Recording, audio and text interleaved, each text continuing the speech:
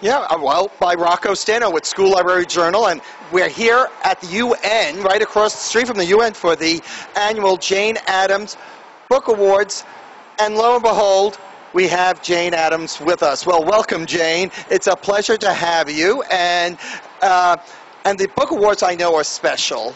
And you know, can you just tell us a little bit about the Book Awards? Yes, the Book Awards were founded by the Jane Addams Peace Association, and it's a children's book award specialized in older and younger children, 2 categories of books. And each year they cull books, new books, children's literature from all around the country.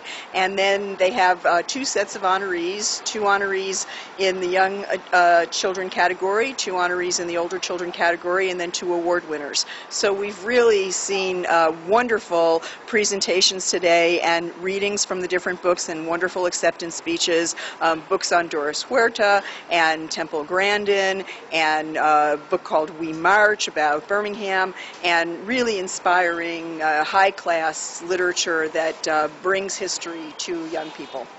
Now, I understand you were the first in many areas. Can you tell us a few of your firsts? Okay, well, first of all, I went to college at a time when very few women went to college, so that's a really important thing. I went to an institution called Rockford Seminary. At that point in time, it was not a degree-granting body, but it later became a degree-granting body, and it's now known as Rockford College. So I was someone privileged to have higher education at a time when very few women in the United States were. So that's the first thing I'd like to talk about, was the book award. I loved books from an early age, and I went to college, so I'm very proud of that.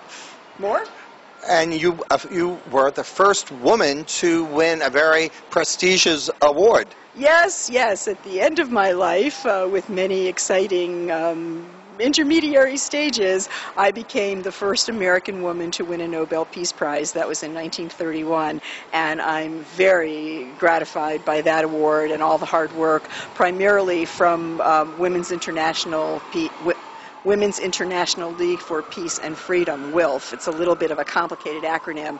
But also, now today, the state of Illinois, my home state, I was born outside Rockford and lived most of my life in Chicago, although I traveled extensively. Hull House in Chicago was always my home base.